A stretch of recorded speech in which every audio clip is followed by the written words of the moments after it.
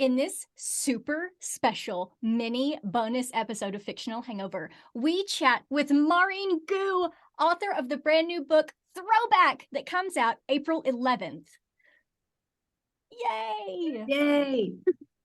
Hey everybody, welcome to Fictional Hangover, a podcast about young adult and new adult books, series, authors, and voice actors full of spoilers. I'm Amanda.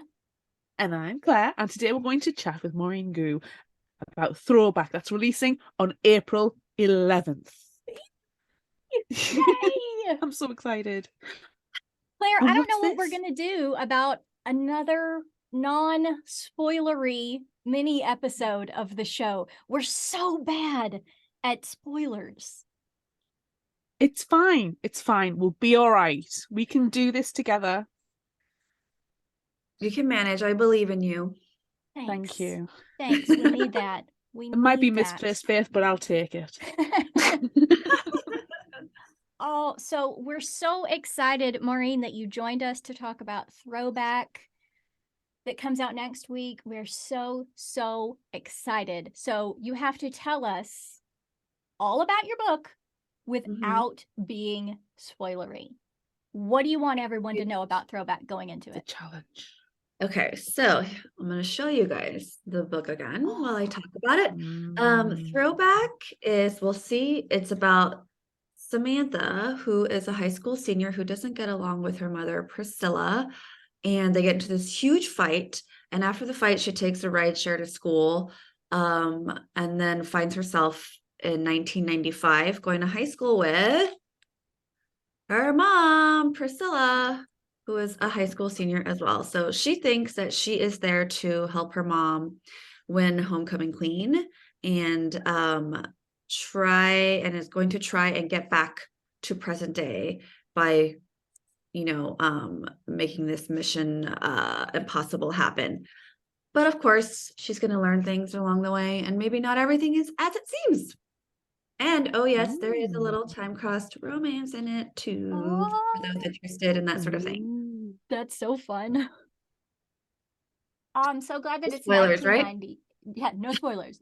I'm so glad that it's No spoilers. 1995 though, because my butterfly clips and my really thin eyebrows are And your dark lip. my dark lips. It's perfect. Amanda, I said this earlier. I don't know how much of a good idea it was for us to regress so far. This is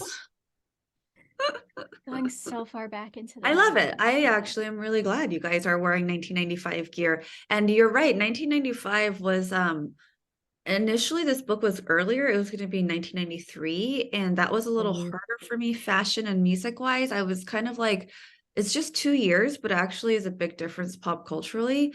And I am kind of Priscilla's age. I'm a little younger than her, so my memories of 1993 were like really hazy, but 1995, I was firmly about to be a teenager, so I remember a lot of that stuff, and like the music and everything that was happening was way more, in my opinion, way more fun. yeah. Yeah. I think that there's a few books when they're set in the 90s, they kind of get that cusp of 1995 because there's so many cultural changes, there's so many movies that come out, there's so much music that comes out that everybody just goes, yes, this is quintessentially the 90s to me. Yeah. And it's interesting if you do like you do historical research, a lot of like fashion in the early early 90s actually still looks very 80s.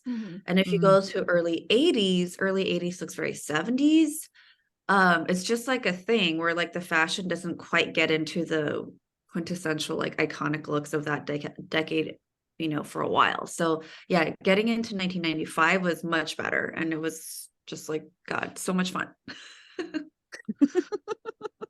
Okay, so your typical novel writing style is contemporary YA. So how does it feel to throw in some sci-fi / time travel? Like, are you going to do it more? And you have to say yes. That's the only answer to that question. Yeah, I mean, I approach this like, okay, I am not like a sci-fi writer, that's just not my thing. I'm not that savvy with thinking that hard. But I Oh, love like a speculative twist. And I really like I feel like there are a lot of movies that do this, and there are some books too where like there is something magical and unexplained, and you don't have to get that deep into the, technicalities behind it or the logistics, and you just have to like go with God with the story. So um for me, Throwback was like, it's very much inspired by Back to the Future. Obviously, if you hear the premise, that's like the first thing that comes to mind. And Back to the Future was obvious, it was sci-fi, but it was mostly just like a fun movie with like this magical element. And so that's kind of my inspiration, which is like I like contemporary stories rooted in reality with like a twist. So my answer to your question is yes, I do want to write more books like that because I had so much fun with this, but it's also a genre that I love reading and watching. So it's kind of like I think I just really love these kind of stories, and I am happy to consider writing more like this. that's so fun. Is Like, that how you approach doing Silk then, when you did the Silk run for Marvel? Because superheroes are a bit sci-fi-ish, but it's grounded Yes. within reality. Yeah, and especially the Spider-Man, Spider-Verse is what they call it now. I've always loved Spider-Man. He was always my favorite. Peter Parker was my favorite comic book character. He was like my first entry into comics other than like Archie and Betty and Veronica, but he was my entry into superheroes because I used to read, this is going to age me or like date me, I guess, but I used to read the comic strips of the Amazing Spider-Man, and it was like they're kind of soapy, like soapy, and um yes, there's superhero stuff, but it was always about Peter's kind of like issues. He had a lot of issues. He had a romance, he had a real strong, and he was kind of YA too, if you start from high school. So I really love superhero stuff in general is really fun. I love an origin story. I love action movies too. So it is kind of right up my alley, even though it wouldn't seem so obvious because I write these like very contemporary YA books. So when I was asked to write Silk, I jumped at the chance because of so many reasons. One, I've always wanted to write a comic. Two, it's a Marvel comic. It's very cool. I know that world very well. And three, Silk is in the Spider-Verse and she is Korean American. So I was just like, sure. And yeah, writing a Marvel comic actually came very easily to me because I think like a lot of us, we consume a lot of this stuff. And so we don't realize that we've kind of like made ourselves experts on, I mean, not experts, I'm not going to claim to be an expert, but we have all kind of like absorbed these stories, and we kind of know what a comic superhero story entails now. And so I was surprised by how the story kind of flowed out of me. But like my specialty again is writing like very grounded stories with like drama and character stuff and relationships. So I had a lot of fun incorporating that into my comic with a lot of humor and family things and friendship, and like I have kind of like a romance in there. And so um I just really, I think you're right, like writing a comic is not full on sci-fi, but it's like being able to put a sprinkling of that in a very fun kind of, you just have this fun like relationship story packaged as a superhero story. Sounds like it's dipping your toes into a different genre, but within the safety Yes. net of what you're used to. Yeah, and I think like, that's my comfort zone, but I do have like a love and an interest in expanding and like keep writing in genre actually. Nice. Drinking water, if I'm allowed. Hydration is it important. is very It is, important. everybody. Definitely. Everyone drink some water right now, except for me, because I don't have any in here right Oh now. no. I'm so disappointed in myself. So I just read Somewhere Only We Know, and it was amazingly precious. I loved like the insta love that happened and just how powerful the transformation was from being Lucky and then becoming Cat at the end. And like it was just amazing. So how does Throwback compare to like your regular typical sweet YA romances? There is a pretty sweet romance in Throwback. There's a boy that she meets in the past named Jamie. Not a spoiler. You meet him. And I love I love a time cross romance, where so here's the thing. In romance, people love you need a reason for the two people to not be able to just get together on page one, right? There has to be some sort of obstacle. And a lot of it, like that's the joy and pain of reading a romance, right? Because you're like, yes, okay. For some reason, it's like they cannot get together. And a lot of times you're like, oh my God, why don't they like literally just have one conversation that will solve all of your problems? Preach. But I get it. As a writer, I'm like, you have to create these sometimes you have to create these total nonsense obstacles. And you just have to be like, come on, just stay with me. Stay with me. In time, like a time travel romance, it's like the obstacle is real, it is huge. It's time and It's space. not just out of state, is it? It's like your long distance relationship. It's not just like a family secret or one of you for some nonsense reason doesn't want a boyfriend or girlfriend and is being all strict with yourself about it for no reason. This is like, I probably shouldn't fall for a guy that is 43 years old in my present day. So I love that the angst that just inherently comes with a time cross romance. And Somewhere Only We Know, you have these two kids essentially who the romance is, for me, the best romance, and the romance I always write is something about the other person makes them better and helps them on their character journey, right? Because that's always, even like a straight romance, which Somewhere Only We Know was kind of like my most straightforward romance.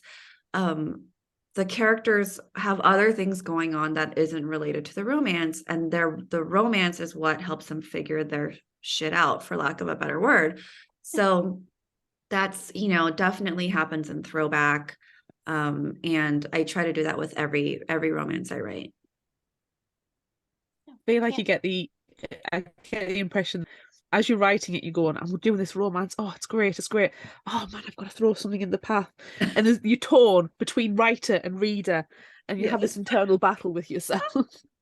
I know, but as a writer, you find yourself doing all the stuff that drives readers crazy, and you're like, it's just a sick compulsion. I love that.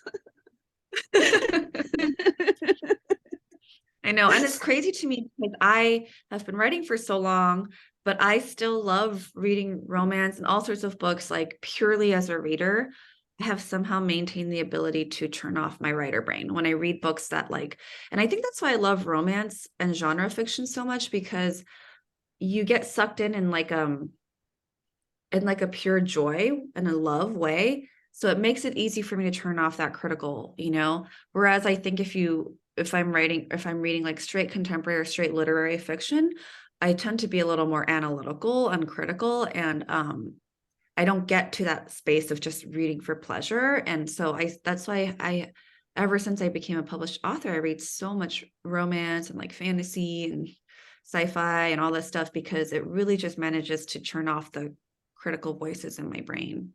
Wow. Oh, wonderful. Yeah. So cool. So let's talk about your book titles, because I noticed a trend in all of your book titles that they're song lyrics or song titles, but this one I don't think is. There's no point asking me. My music I knowledge know, is you just rubbish. Yeah. Claire's just gonna zone out for a few minutes. But like, is this like I'm writing in a new genre sort of thing, so now I have a new sort of title theme, or is it just because it's fun? Yeah, so I do. The last 3 books I wrote have titles that are song titles. So it's I Believe in a Thing Called Love, which is a song by The Darkness, the best song I love ever. that song so much. I know that one. I know that one. Yes, it's a great. Yeah, you know it. Yay. I think that was kind of their one-hit wonder, but it's totally worth it. No, I'm not in the UK. He's still going. He did the New Year's thing on BBC. Oh, he did? Oh, yeah. I forget. Like in different countries, people are not just one-hit wonders. Like I know Jamiroquai was a one-hit wonder in the US, but huge in Europe. So yeah, Yeah. so I Believe in a Thing Called Love, The Way You Make Me Feel, which is a Michael Jackson song, and Somewhere Only We Know, which is a song by Travis, which is kind of like an obscure song that I didn't think many people would know, but so many people wait, it is by Travis, right? Yes. It is a song that people really love and know. Now I'm nervous it's not by Travis. It is. I get some of these like early aughts indie bands mixed up, but Lily Allen also did a beautiful cover of that song for the soundtrack to The Little Prince. Anywho, it's kind of a fluke that they were all songs. So I Believe in a Thing Called Love was I had such a hard time with that title. Like my publisher and editor and I kept going back and forth, and we had all these titles, and then finally I'm like, oh my God, I love this song so much and it makes me feel so happy.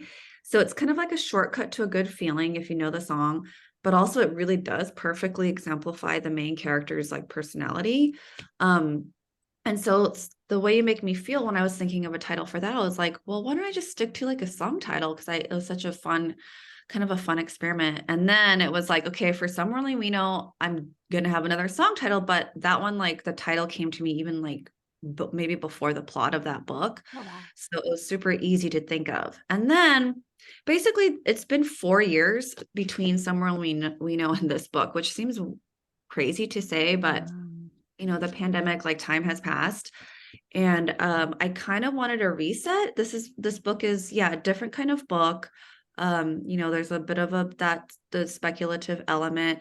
It's also with a different publisher. And so I just felt like it's kind of a fresh, like a restart. So I just thought, okay, let's like, because the original title was If I Could Turn Back Time, which is What? the Cher song. Oh my God. What a good Um, choice. I know. It's also a great choice, but I was like, you know what? Let's like start new. Let's have a new title. And it also my titles, because their song titles are so long that they're kind of a pain. Like every time I have to type it out. So I was like, I kind of want like an easy one word title. And Throwback The is next my book was first. just be one letter. Yeah, it's just gonna be like Q. Um, but yeah, this is the name of Throwback is the name of the ride share. It's called Throwback Rides. So I thought that was a fun way to do it. Oh, that's fun. You never know, the theme might now be like 80s and 90s movie references. So this is Back to the Future, obviously, kind of theme. The next one could be something you could go down the horror route and go down Scream, you know? Oh, that would be I fun. know I'm too much of a weenie. I don't watch horror stuff. However, I think I could write a really good one because my brain is so messed up. The reason why like I'm scared of stuff is because my imagination runs wild. So I kind of think that I could write a really good horror because I have some messed up anxieties and fears, and I'll just like channel that. We believe in you and we will read it. do. Horror is our Yes. number one. Yeah, horror Is our it? You favorite guys love thing. horror? Ooh, Yeah. what's your Yeah. favorite horror movie you've seen lately? The most recent one I watched was Scream 6. Oh, And I that heard that was was really good. it was really good. It Yeah. was. I was ready didn't for get it to to be, see I mean, that. it's the sixth one. I was ready for it to, Right. be It's just kind like of too terrible. much, but But yeah. no, they did a great job with it. So that's probably my favorite one that I've watched recently because it's the one that I watched recently. But I heard it was I good. haven't I considered seen watching Scream Yeah, 6 it was yet. really good. it. I have a list of all the movies I've watched for the last 10 years, so I could tell you. Oh my gosh. I love it. Horror. I don't think Knock at the Cabin or Cocaine Bear classes, does it? They're not horror. Yeah, it Knock at the does. Cabin was weird. Cabin, the book was it did. I have issues about the movie because the book was much.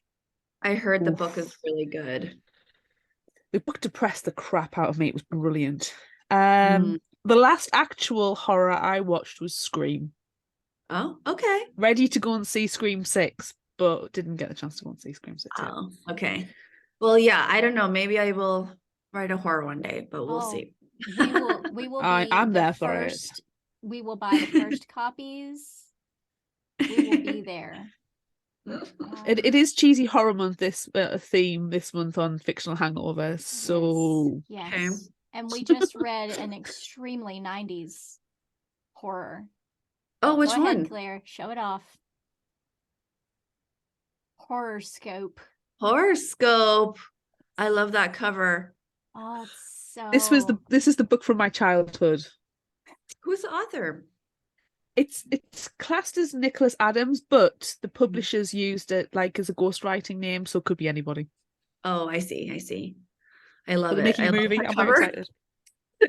Yeah, we learned for our podcast terrible. episode about it that they're like it's been in production as a horror, like as a movie, and they wrapped production the end of last year. So hopefully it's coming sometime soon. We didn't Oh, okay. realize that when we picked the book and started talking about it, but yeah.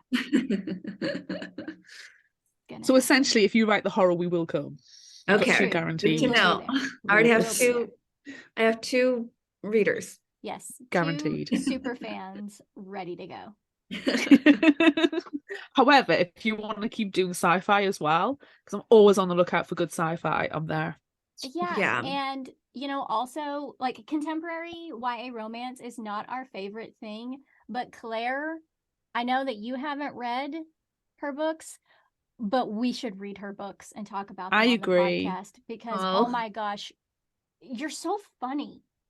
You're so Thank you. funny. The book was hilarious. So yeah. I like to say I think we need to bring the calm back in rom-com.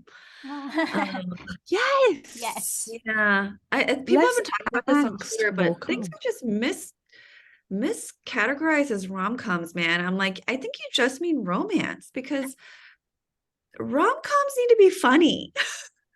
Yes. And it's okay if you're not funny, just call it romance, you know? I couldn't agree more. It annoys the life out of me. If you're gonna put comedy in, give me some laughs. We demand laughs. I demand it. Claire, something else about Maurene's books is that when you read them, you're hungry at the end. So is Throwback the same? Am I going to want to eat everything after I finish Throwback? I do have some 90s food court food I mentioned in here. God. And like hot dog on a stick. It makes a big hot dog on a stick. Oh, that's the best. Right? You It's Americans are weird. I know. We love a food court food. Hot dog on a stick is basically a corn dog. I don't mind corn dogs.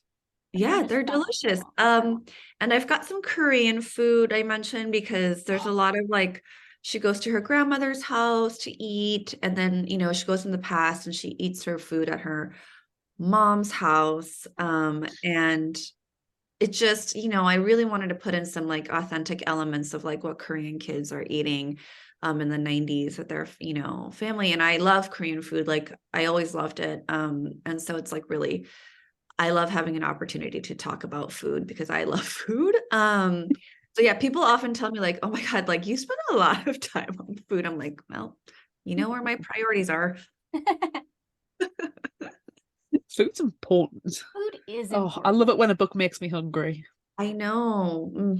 I love fantasy novels that describe really good food, even though it's like they're trying to pretend like it's otherworldly food. I'm like, this, just like some like stewed meat in just like yum on like a crust of bread.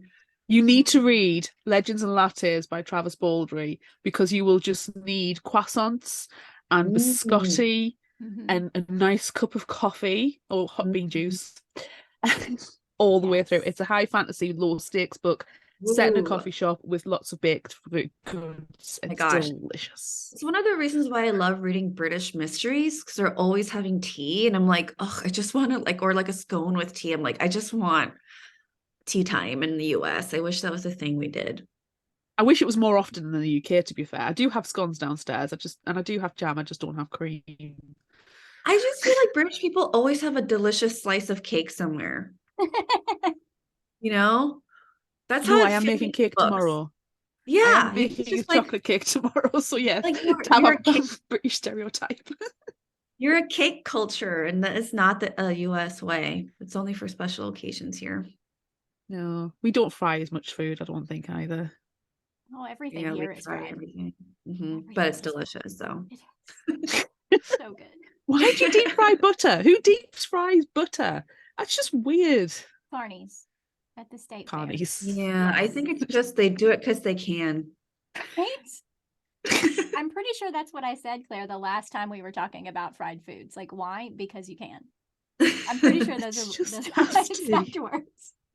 It's really It's good just for your nasty.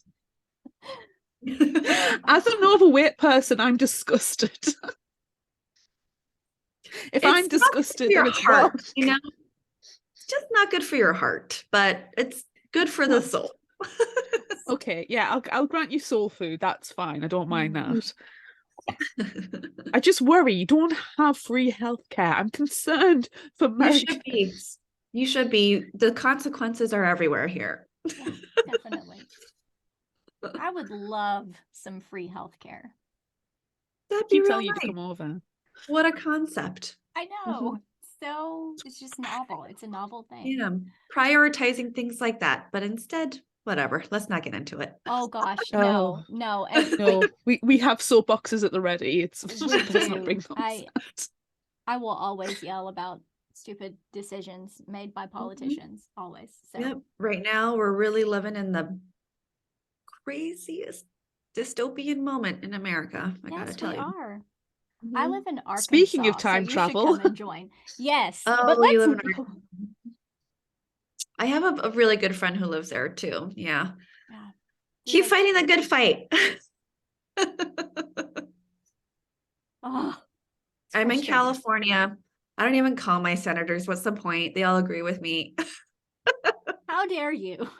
that's refreshing. How dare you? That's not true. You should still call them. Just FYI, people, even if you live in a state where you agree with the politics, the pressure is still important. It is. Mhm. Ugh. Back to books. Yes, back to let's see. You said dystopian future. So, and then Claire tried to segue. She tried to save us. She tried to segue Well, into I personally into time think we were travel tropes. She tried. we time travel quite nicely. You regressed a bit too far. You went to the 1880s. Can we come back to like the 1980s, the 1990s, perhaps? unless you want to go back far that because let's face it, Back to the Future 3 did go back to the Wild West. They Did. did. That's fine. Mhm. I love Back to the Future 3. Yeah. Actually, I that love all movie the is Back to the Future. underrated. Yes. Mm-hmm. I think the second one's my favorite, but I love all of them.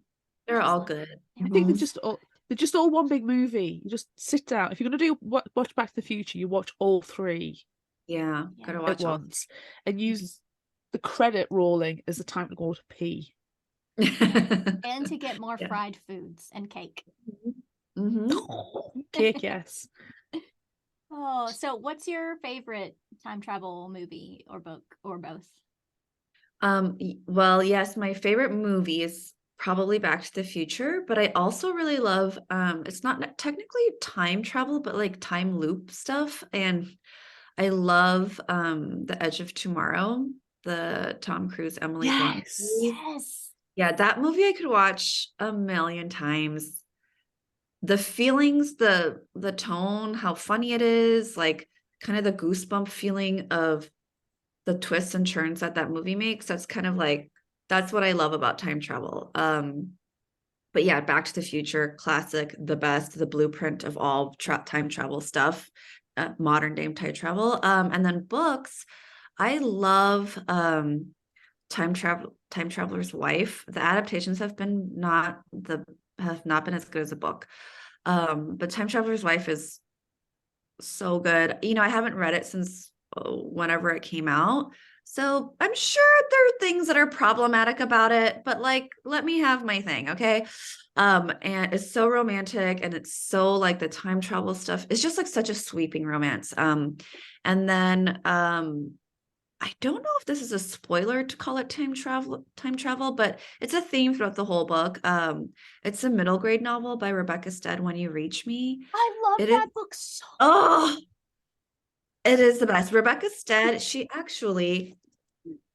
blurbed my book and I was like, I like when I got the blurb, I almost passed out because I'm like, you've written one of my favorite books of all time. I love that book. Oh, and he has to put So stuff in his good. mouth when he time travels because he doesn't have any clothes. Oh my God. I love that Yeah, book. I so didn't know good. that anyone else like even knew what it was. Oh So my gosh, yeah. So those are some, but I love, there's just so much stuff. I love multiverse stuff. I love time loop stuff. I love, like I love Loki, the new Marvel show. Yes.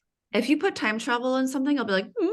And my friend actually is my old prom date and friend. He is the lead actor in the new Quantum Leap reboot. I what? love Quantum Leap. Yeah, I So cool. know.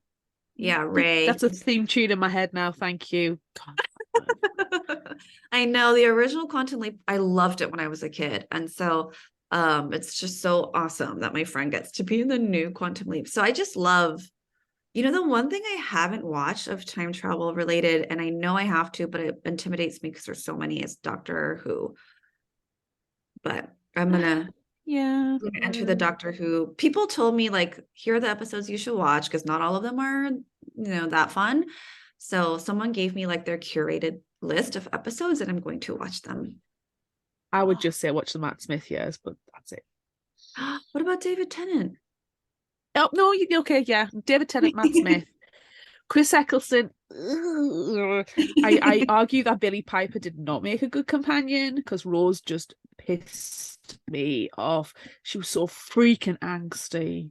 And Mm, then Peter Capaldi was not done justice. He could have been the aging rocker, and then they only just started to get to that near the end, and then they ruined it.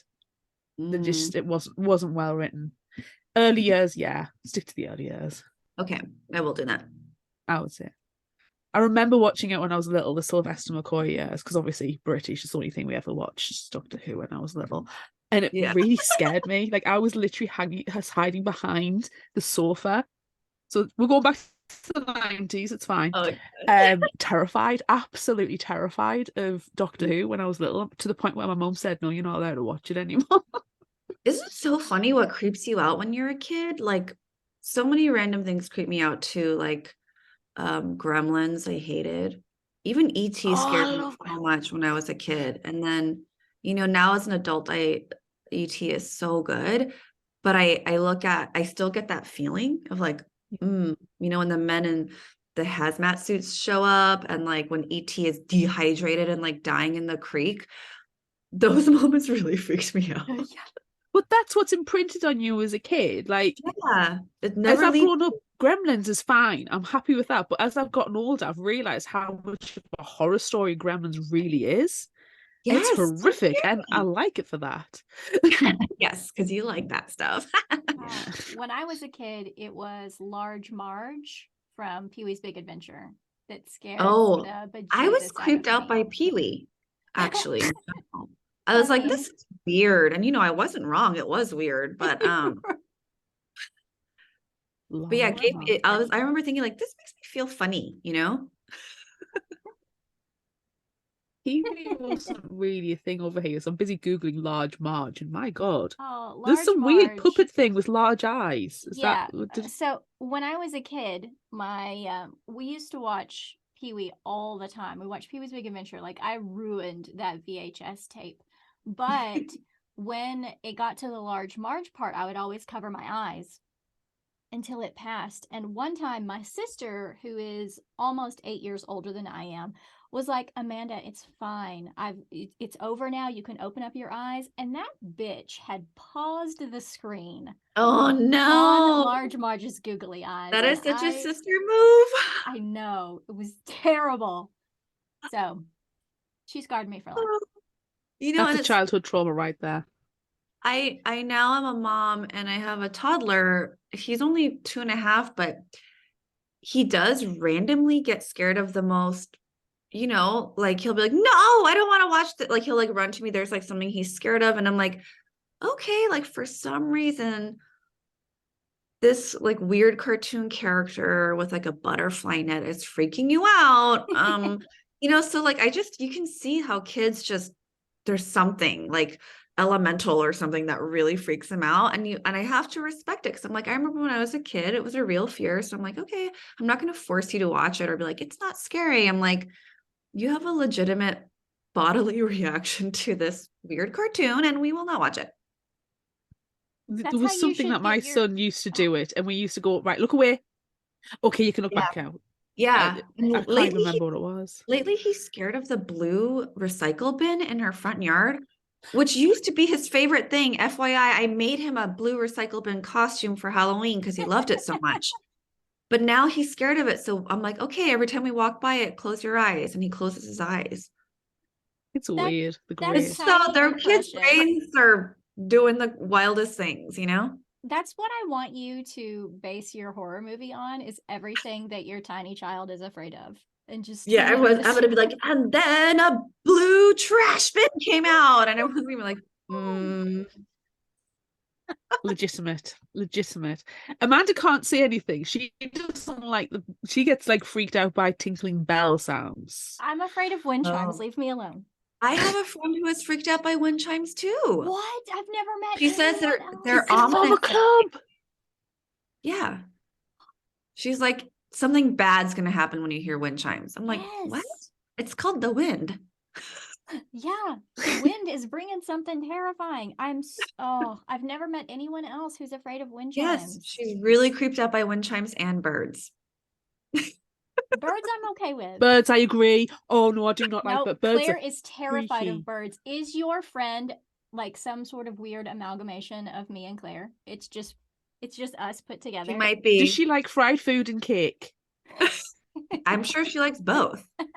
Well, Your friend is us. we've never been in the That's same room together, so I think we must just It's be. true. You guys are just like astral projecting a version of both of you We as my are. friend. We Yeah. are. Oh my Surprise! Oh my gosh. Okay. We should probably get back to talking about Throwback. Okay. So what do you want readers to take away from the book after they finish it? Oh gosh, this is one of those questions where I'm like, obviously I have my wishes and hopes, but I also just kind of like want to leave it to the reader, like, you know what? Like you have fun with this book. I don't want to force you to like read this book more meaningfully than your experience. However, obviously, so I wrote this book very much inspired. It's like a mother-daughter book. There's a lot of fun time travel and like the romance, but like the heart of the book is this journey between this mother and daughter. And I wrote it because I had like a fraught relationship with my mom when I was a teenager. And the idea of being able to understand your mom when you're a teenager is very, it's super compelling to me. And I feel like it's a universal thing, people just don't always especially daughters. It's like daughter-mother relationships are very fraught and complicated. And I just hope that, I talk a lot about also intergenerational experiences too. Like, so Sam's mom is the daughter of a Korean immigrant. And so her mom, Priscilla, is like the first generation Korean American, and then Sam is second. And so I kind of, and I wrote this before the pandemic started and before I was pregnant. And then I ended up finishing it like in the middle of the pandemic after I had a baby. And so something shifted in my worldview, after going through 2020 with all of its wild stuff happening, all the, Asian hate crimes, Black Lives Matter, like the way our country responded to a pandemic. I just felt this, like, what is the American dream, right? Like, what do people come to this country for? And is it good or bad to be further removed from that?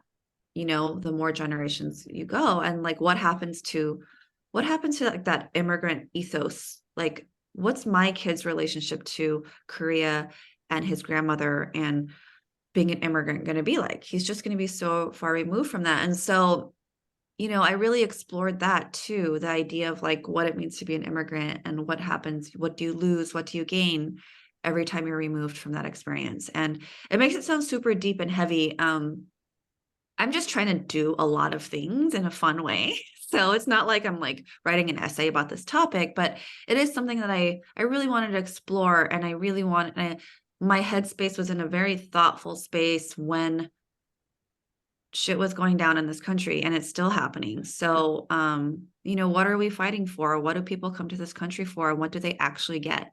You know, and what does it mean to be American? What does it mean to be an immigrant?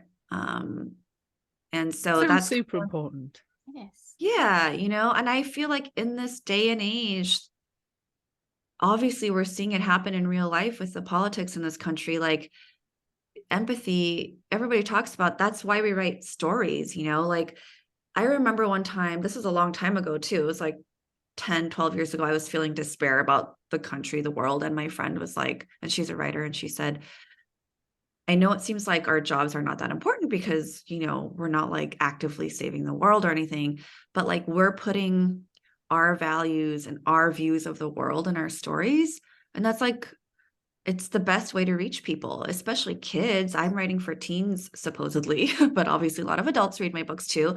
And so it's a very like privileged position to be able to kind of spread what I think is important. And that's Throwback has all of that in it. And all my books do. I always put in like, what do I think is actually important at the end of the day? And human connections and community and empathy and, really going for your dreams and being a good person, all this stuff, all those themes are always kind of floating around in my books. It sounds like to me it's great for representation for that immigrant story and for non-immigrants, and especially like, white people, pointing to myself, to read those stories, to understand.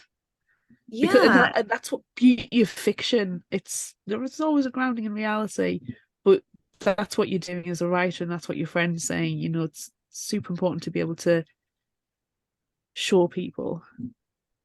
Yeah, sharing different stories, exposing yourself to all sorts of viewpoints and experiences. And, it's just obviously, the number one goal of my books is to be fun. Like, that's truly, I know what it's like to be a reader. You just want to like be immersed and like enjoy the story.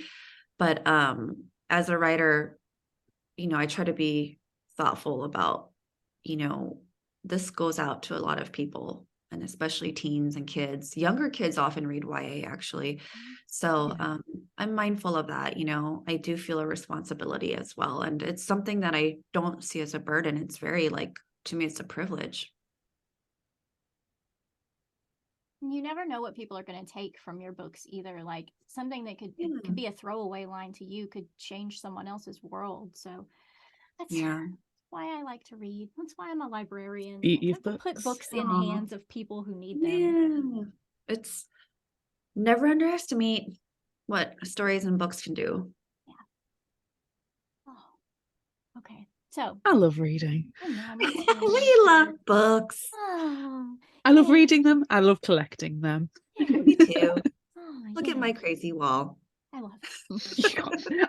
I would show you what's behind, but Yes, nobody all of could us. see that. Okay. So even though this is a super special mini bonus episode of Fictional Hangover, it wouldn't be an episode of Fictional Hangover if we didn't ask a would you rather question, because we always play would you rather with every single episode. Blair, do you want to ask our would you rather question? Okay, so we are not being spoilery with this. Okay. But our would you rather question is, would you rather be friends with your parent now or when they were in high school? In high school, for sure. I mean, I know my parents now, so it's like, all right, there's no mystery. I mean, I think, obviously I'm their daughter. I'm not really their friend. we do not have we're friends, parent-child relationship. No way. They are firmly my parents. So in a way, what would that be like, right? To be friends with them. However, it's just you cannot give up the chance to be friends with a teenage version of your parents. Like, I really do think I would get along with my mom as a teenager because we are very similar. That's kind of like why we fought so much. But I think that my mom would have been fun and like we would have understood each other. So my dad, who knows? My dad's a kind of a question mark. He's kind of a weirdo. So that would be interesting too. I'd probably fight with my dad a lot. I'd be like, you're being sexist and weird.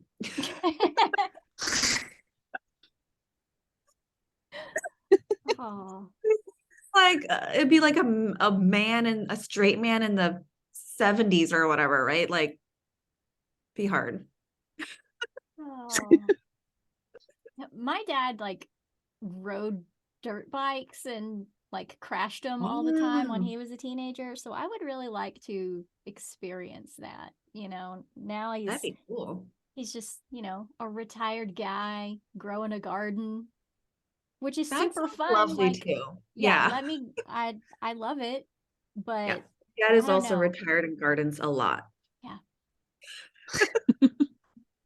And I'm pretty sure my mom was just like the biggest hippie that has ever existed in life. So I probably would like to hang out with her too.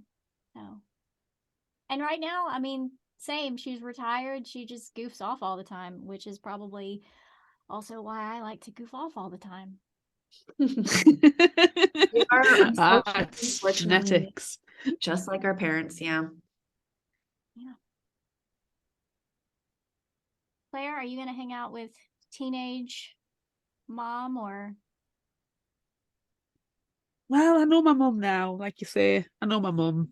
She's listening But to this right now too, by the way. she is. She's gonna be listening to this My mum is an episode. avid listener.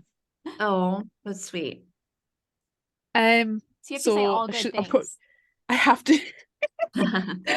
I'll get the text message or a phone call. No, my mum's not scary. She's Mom um is scary. Mhm. I probably go with teenage mum because my mum sounded a lot like again, like I think me and my mum are very similar and had, before I moved out of the house, it was quite contentious. And I think it's Mhm. because we have such similar personalities, which, like you say, it's a mother-daughter. If that happens, oh, just scary. But my mum was very much like me. Like we talked about going to the cinema, and she used to go to the cinema all the time with my dad, and she'd talk. She was talking about seeing Towering Inferno and how the cinema used to have like double seats. And not to be too sentimental, but it means I could actually properly meet my dad because he died when I was 4, so I don't really have any memories. And apparently, he was a bit of a catch. Oh. And he was a bit of a stud. So I want to see that version of my dad. It's kind of like the anti Back to the Future, where Marty McFly's dad's a complete nerd and not a catch. Apparently, my dad was. So I Yeah, want to meet that guy. it'd be cool. I want to. You're like, what? My parents are cool?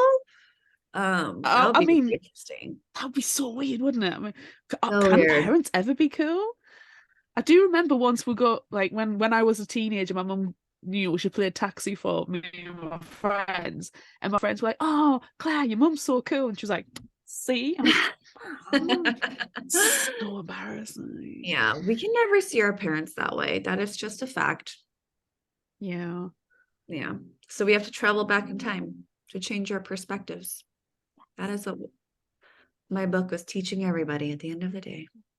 It was. I That mean, we as long as we have can to go time back as travel. ourselves and not do a Freaky Friday, then I'm fine. Yes.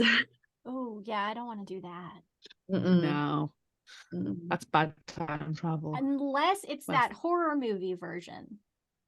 Freaky with what's the guy? What's the guy who's in that? And it's so good. I don't Now, know. I oh my can't god. remember. Oh my god, hold on. Oh, I can't think of his name and I'm so Ask the mad at myself. Google. I know. Ask the Google. I know. Vince Vaughn. Vince Vaughn is in Freaky and it's Ah, fantastic. Oh, I feel like I have a vague memory of this movie. It's, it's like comedy horror, and he's a murderer. He's like an escaped murderer, and then they Freaky Friday, and then he's a teenage girl on the inside. Yes. Yes. So if I wrote a horror movie, it would be a comedy horror for That's sure. so great. Yes. Love it. Like I liked Cabin in the Woods, like that kind of Yes. thing. Although that movie took a turn where I was like, this is really like crazy violent. Yes. Oh, it was so Uh, good though. yeah, it was really good. And I'm really excited to watch The Blackening. That's gonna be, have you seen that trailer? No. No. Oh, it's like a comedy horror about like a group of Black friends, and this is important. And they go to this cabin in the woods essentially, and they discover like a board game that is like it's like a racist, some kind of slavery era horrible game, and they're forced to play, and they have to choose the blackest of them as the one that either gets killed or anyways, they're being hunted down by some crazy person making them play this horrible racist game. Oh, fantastic. It And it's sounds just like like, Jumanji mixed with Jigsaw, with Jigsaw at the Saw? helm. oh, Yeah. I don't know, but it's like definitely a comedy horror, and I'm excited to watch That that. sounds so fun. I have the ready to go. I will watch after we finish talking. I don't think it's out yet, but the trailer is out, so you can see the trailer. Mhm. Yeah, it looks like it comes out for us like in the summertime, so I'll Oh, have to okay. watch that. Oh, okay. So I think That was that's all fun. of our questions. That's all of our non-spoilery questions, except for the fact that we have to ask you to come back and talk to us about this book in all of its spoilery glory. I would be happy to. Fantastic. Yeah, we got to give Mhm. people a little bit of time to read it though before we, Yes. completely spoil it for everyone. So Yes, totally. give We it a don't little like to bit of ruin time. lives. No, Just no. inject the spoilers into them at appropriate time. And there are Right, definitely yeah. things that can be spoiled in this book. Okay. So, mhm. So excited. Oh, okay. So tell everyone anything else that you're excited about. It doesn't have to be book related, anything that you're excited about, and also tell us where to find you on social media. Well, I am excited for this book to come out, and I'm going to do a few events. I have an LA launch in New York and Chicago events. So if you're in any of those cities, please come and see me. I'm going to a few book festivals, LA Times and Y'all West here, and the Bay Area Book Festival in the Bay Area, which is Northern California. And you can find me on social media at Maurene Goo at everywhere. So Instagram, Twitter, and TikTok. I have started the TikTok. Bear with me. I'm figuring it out. It's pretty fun though. And can I talk about anything else? No, everything else will be like to be unveiled. Okay. And one of Yes. those to be unveiled is your upcoming horror book. Yeah. So we are just I gotta tell my speaking- editor that I'm writing this horror book for her. Yeah. We're speaking this into being right now. Manifesting. Put it out. That works to the 2 out of world. 3 times. Yeah. Oh my gosh. Okay. Thank you so much for joining us. Yes. We can't Oh, wait to thank read you. Throwback. It comes out April 11th. It's so soon, and we're very, very excited about it. And we're excited for you So and your upcoming horror novel to be determined. Thank you. guys. Had so much fun. Thank Oh, you. Thanks so much. Bye. Bye.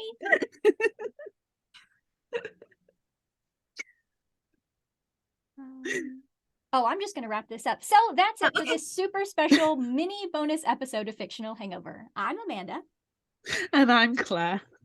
Join us next time for our regularly scheduled episode on Wednesday. Look out for our Would You Rather polls on social media. Don't forget about our book club and monthly challenges on Facebook. Be sure to visit our shop on Redbubble at fictionalhangover.redbubble.com for all your favorite Fictional Hangover themed merchandise, and become a patron of ours on Patreon at patreon.com/fictionalhangover. Until next time, remember, the only cure for a fictional hangover is another book. And it's probably horror, and it's probably not written yet. Oh.